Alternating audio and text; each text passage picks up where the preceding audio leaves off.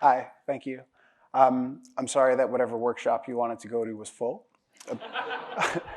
but I'm psyched that you're here. Thank you for coming. So I'm an SRE. I've been in my company for about 8 years, and one cool thing about having that kind of tenure in one spot is I can see how my decisions play out over time, for better or for worse. This is a story about a bit of both. So I will henceforth be represented by the stick person. Let me take you back. So it's 2018. I'm a newly minted SRE, and I'm tasked with creating a tech stack that will provision access to all of our employees for internal web applications. Right? Easy. This is a solved problem. This is not a new problem. So I do what everyone does. I put a reverse proxy in one of our public subnets. This is actually an auto-scaling group. It's load balanced. There are lots of instances. I am an SRE. But for the sake of this talk, I'm just going to call it the proxy a lot. That proxy fronts access to all of our internal tools. We put a security group around the proxy. A security group is AWS for firewall. And we punch a hole through that for our New York City office. So most of our employees, they work out of that office. And this is all very standard stuff so far. If you Google edge networking, you'll see diagrams that look like this. If you go to other talks, you'll see diagrams that look like this.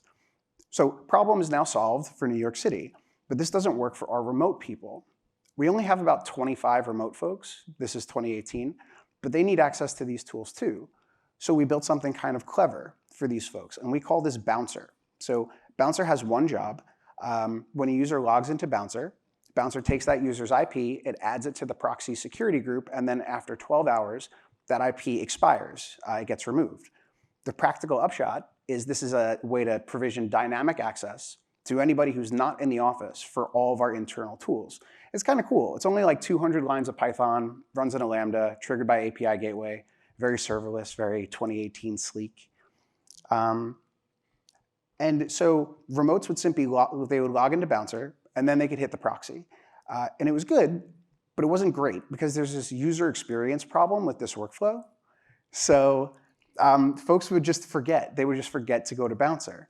They would point their browser at some internal thing, and that request would just hang because that's how browsers work, right? They make the TCP request until that request is either acknowledged or it times out. The user just waits, and that's what would happen. Users would wait, and eventually they'd remember, oh yeah, there's that thing I've got to go to, and this was annoying to them. So this is where junior SRE Mike really sort of comes into his own, and I decide that I'm going to solve this feedback problem. I'm going to create a better user experience, and I have an idea.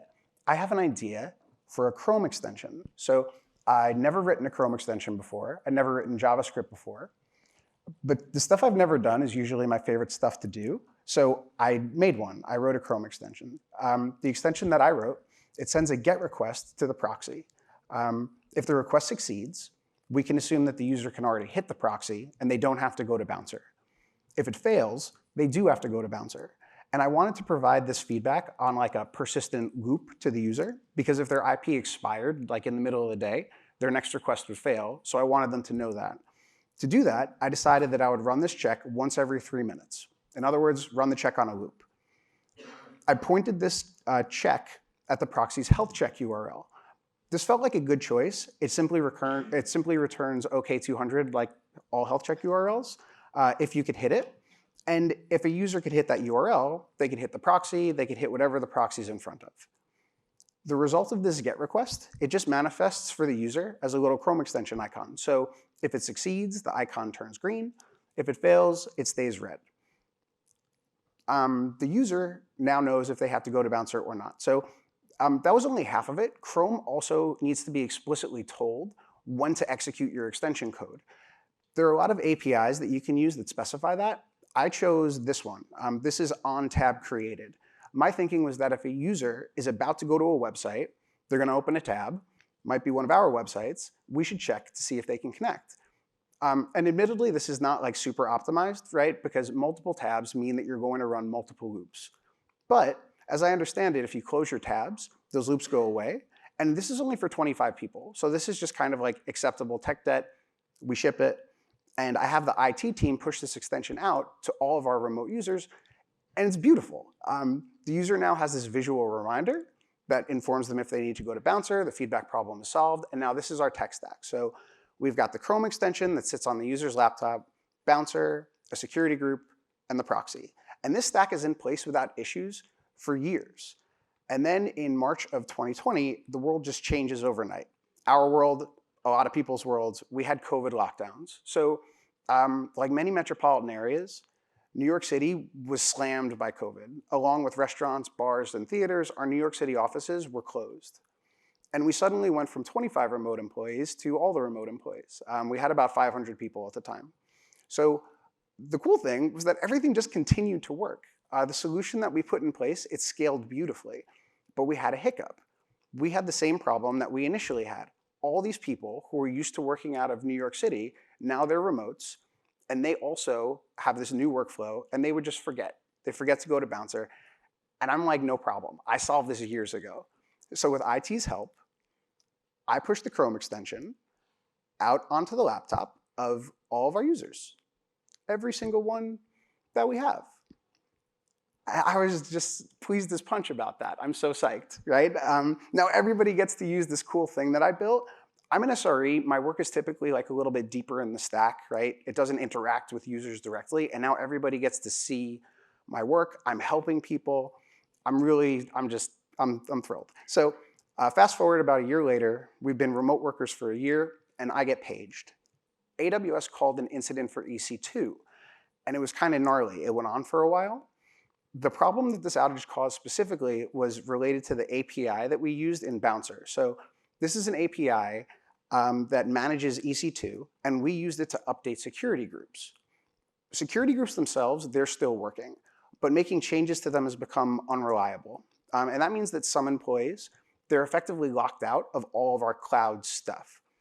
We can't add their IP to the security group, which means that they can't hit the proxy. And this is all of our like business critical ops stuff at this point because the use case for the proxy has grown. There's no end in sight for this outage, and we've got to do something. So we make the call to drop the proxy from the security group. And of course, we understand that this means that now this thing is fully public. But this is a temporary solution, right? We're going to put it back once the outage is over. What's the worst thing that could possibly happen? So we drop it. The company is able to access the proxy again. We resolve the incident. I go on with my morning. I don't get very far because shortly thereafter, I'm paged again. The proxy is inaccessible again. It's not the security group. What else could it be? So I get to work. The first thing I do is I check the logs. This is what they looked like on the day of the incident. So I came here looking for errors specifically. The first thing I find is that there are no errors. The proxy is definitely down. We verified that, but everything looks okay. No errors. This is confusing. What's happening? So there's an EC2 outage in progress. How do I know if this is my problem or AWS's problem? When I need to answer that question specifically, I go to the load balancer metrics. There are a lot of metrics that you can pull from a load balancer. I'm just going to focus on two. These examples are from a normal day. So first, there are load balancer 500s. A load balancer 500 is a code that's generated directly by the load balancer. So in other words, if like your load balancer as a service is having a problem, it's going to generate a lot of 500s, which you would see in the event of a service outage, like the one that we're having. SREs secretly love load balancer 500s because it's somebody else's problem. And like we kind of don't have to do anything. We just have to wait for it to go away. The other problem that you could see are load balancer backend error codes. So a backend error code indicates that whatever the load balancer is trying to talk to is generating an error. In other words, like your app, the stuff that you own, it's having a bad time and you've got to fix it. If you know this already, teach other people. If you're an SRE, it'll reduce your incoming calls. If you're a developer and you don't know this, take a look. It's super easy to understand. It's really useful. Okay, load balancer metrics from our day of the incident. So these are the backend 500s. It's definitely our problem. So I go through a quick list of things that could cause backend 500s. It could be application errors. That's probably not it. There are no errors in our logs. It could be a security group misconfiguration. That's definitely not it because we took it away. It could be unhealthy hosts. Maybe the logs were humming, but this is worth checking. So I go there next, and this is what I find. So my hosts are all resource constrained. The proxy's instances are just flapping. The load balancer is doing its best, or the autoscaling group is doing its best, but every time a new instance comes online, the CPU would just like immediately spike. It would become unhealthy, flatline, and die. Behavior like this, it actually makes troubleshooting kind of hard because it makes your logs really deceiving. Enough work is being done so that things kind of look normal, but then everything dies before it could generate an error message because it's essentially like a hard freeze. Now I know what's happening, but I don't know why. So I go back to the logs, but this time I zoom out. So I look at the logs for the same like period of time, but a week before. Each client request to the service, it generates like 1 to 3 lines of logs. So you're looking at about 1,000 requests a minute. Nothing crazy, but we're doing work. So if you compare this to the outage, my spidey sense just like starts to tingle, right? We've got this huge increase in traffic. It's more than 10 times what is normal. And this is just what we could see, right? Like these are just completed connections. A lot of traffic isn't even getting to the instances in order to be logged because it's dying at the load balancer. There's no place for those requests to go. Also, when instances are spiked like that, you're probably not processing logs the way that you should be. So the number of attempted connections is probably way higher than this. And now I know why my instances are falling over, but like, where is this coming from? Like, what is the source of this massive amount of traffic?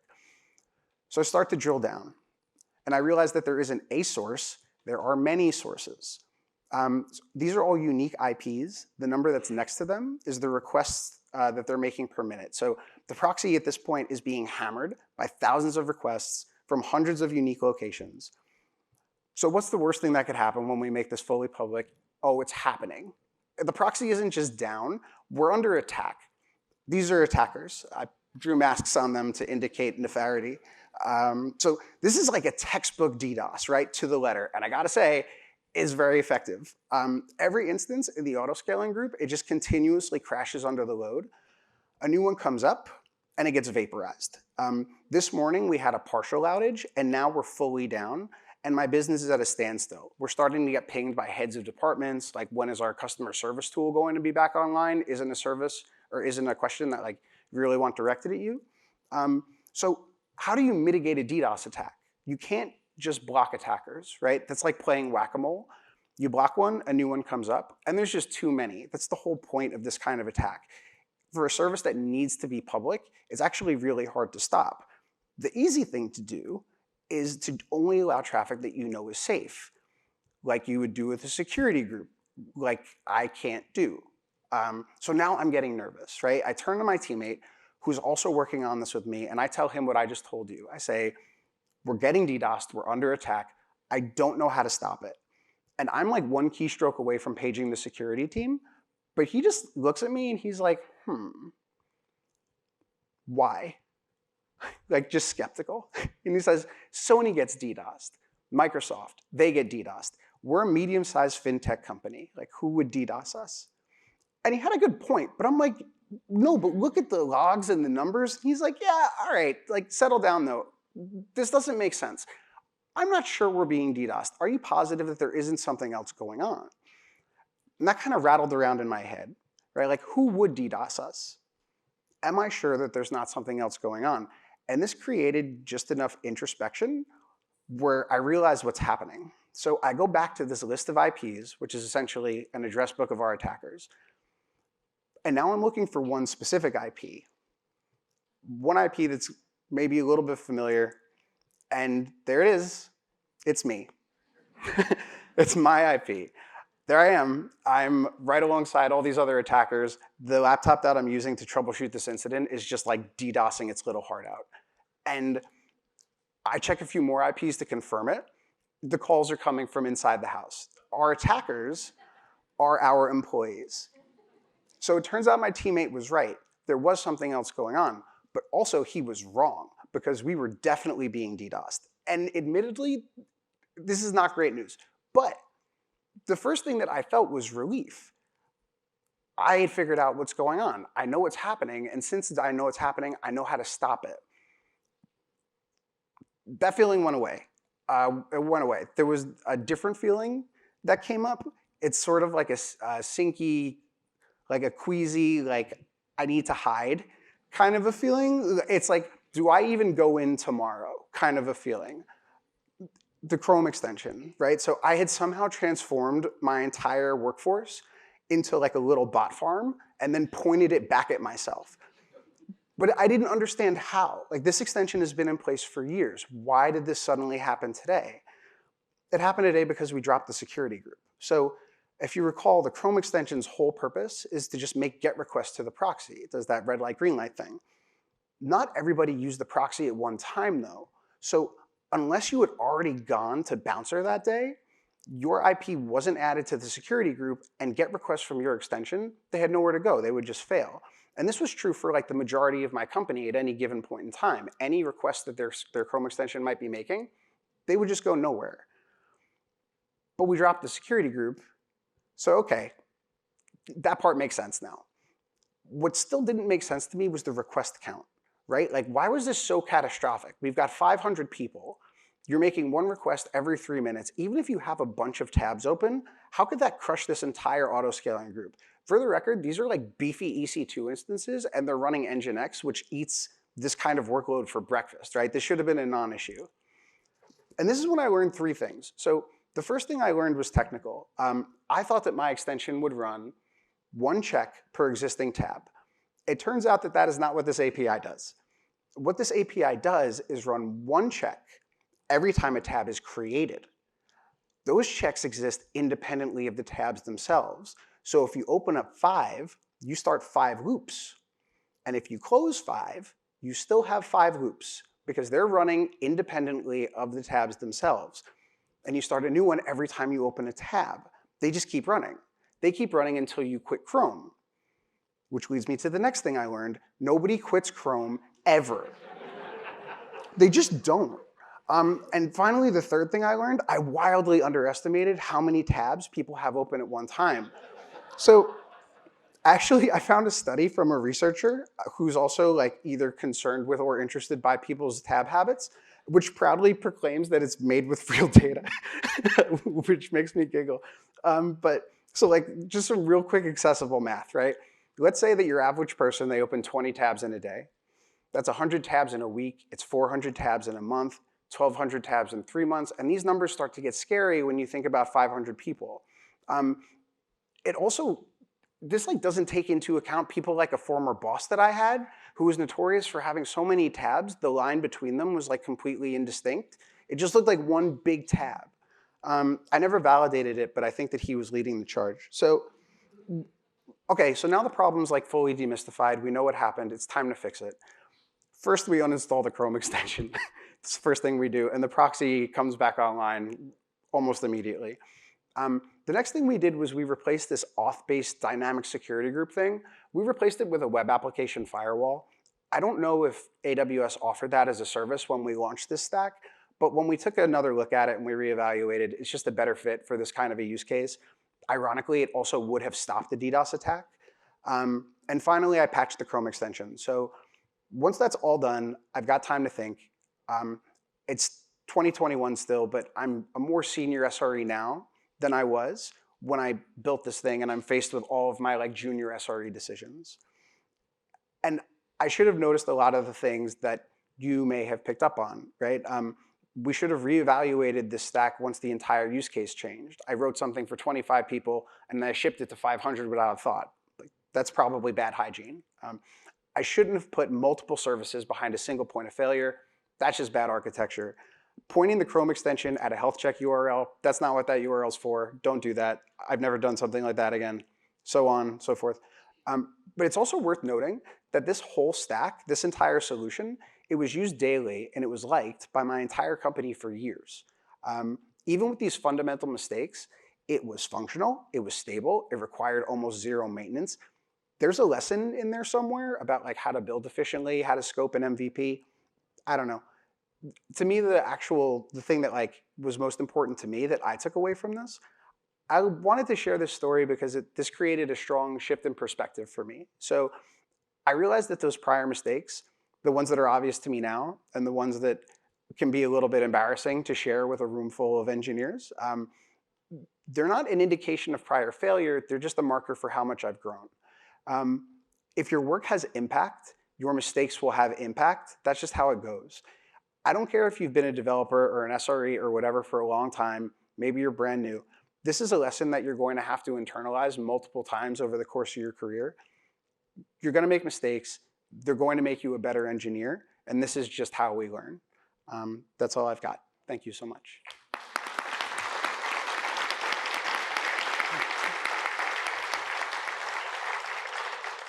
All right, we've got time for questions. There's 2 microphones, one there, one there.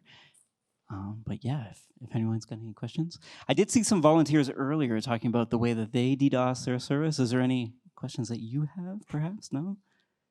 All right, I can ask one. So if you were to design this again today, would you go down the same path? Would you just use off-the-shelf stuff from AWS? What would be your plan of attack? Because this is a pretty common problem.